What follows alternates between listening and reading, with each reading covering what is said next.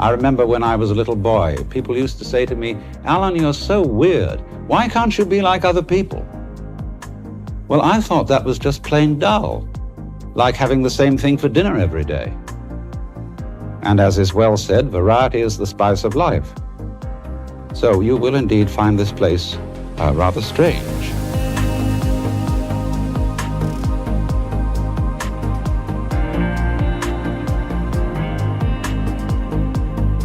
And some of the things that are weird because they are just obvious and nobody ever thinks of them. Some of the most fascinating scientific discoveries have been made by people who called ordinary common sense in question. Like anybody can see that the Earth is flat, and people know it's flat. And calling that fundamental assumption in question is really the beginning of geography.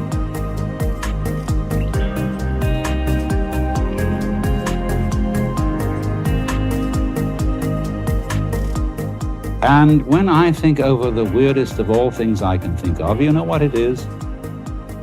Nothing. The whole idea of nothing is something that has bugged people for centuries, especially in the West. Because we have a saying in Latin, ex nihilo nihil fit, which means that out of nothing comes nothing. You can't, in other words, get something out of nothing. And it's occurred to me that this is a fallacy of tremendous proportions that lies at the root of all our common sense, not only in the West, but in many parts of the East as well. And it comes up as a kind of terror of nothing, a put down on nothing, on everything to do with nothing, everything associated with nothing, such as sleep, passivity, rest, and even the feminine principle is often equated with the negative principle. Although women's lib people don't like that kind of thing, but when they get through understanding what I'm going to tell you, I don't think they'll object.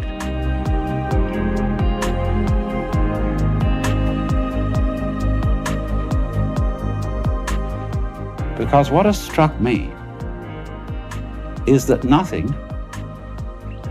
the negative, the empty, is exceedingly powerful. I would say not ex nihilo nihil fit, out of nothing comes nothing, but I would say you can't have something without nothing.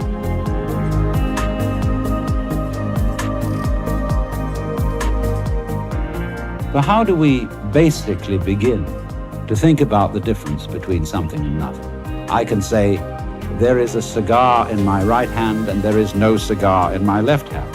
And so we get the idea of is here and isn't or empty here. But behind that, of course, lies the far more obvious contrast of solid and space. Now, we tend to think of space as nothing. When we talk about the conquest of space, there's a little element, notice, of hostility in that phrase. But actually, we're talking about the conquest of distance. Space as such, that is to say, whatever it is that lies between the Earth and the Moon and the Earth and the Sun, is considered, especially since the Michelson-Morley experiment, which proved there was no ether, is considered to be just nothing at all. But to suggest how very powerful and important this nothing at all is, let me point out to you that if you didn't have space, you couldn't have anything solid. To begin with, without space outside the solid, you wouldn't know where the solid's edges were.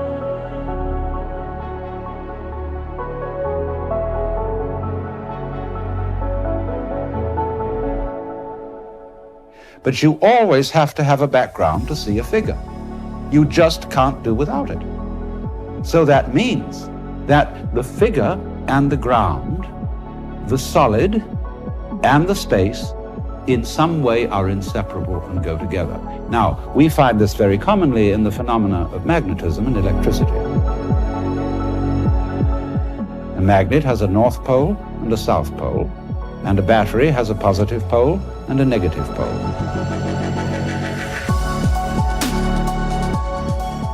There is no such thing as a magnet with one pole only.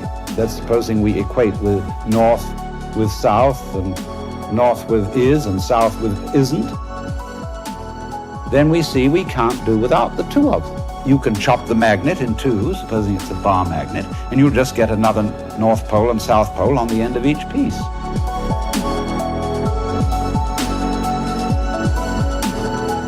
And so in the same way, a current will not flow through an electric circuit until the negative pole is connected as well as the positive.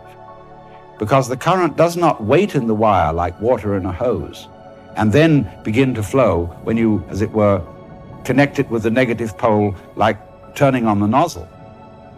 There won't be any current in the wire at all until its end point, which is the negative, is established. So what this is trying to get into our basic logic is this, that there isn't a sort of fight between something and nothing. You know the famous words of Hamlet, to be or not to be, that is the question. It isn't.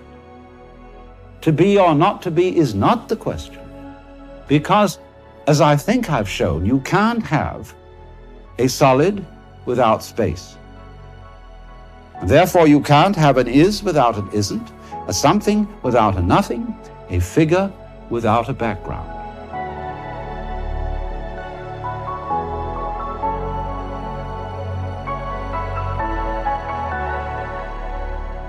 And we can turn that right the other way around and say you can't have space without solid. Because imagine nothing but space. Space, space, space, with nothing in it at all forever. But there you are imagining it, and you're something in it.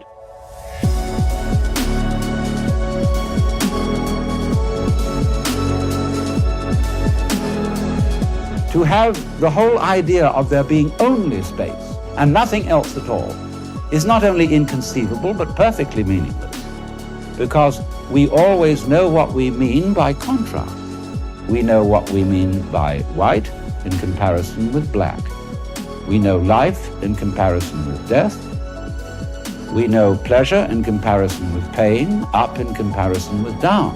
But you will notice of all these things that they must come into being together. You don't have first something, then nothing, or first nothing, and then something. Something and nothing are two sides of the same coin. And as you know, if you take a coin and you file away the tail side of it, and you file that side of it away completely, the head side will disappear as well. So, in this sense, the positive and the negative, the something and the nothing, are inseparable, they go together, and in this way you could say that the nothing is the force whereby the something can be manifested. Without space, we couldn't see the stars.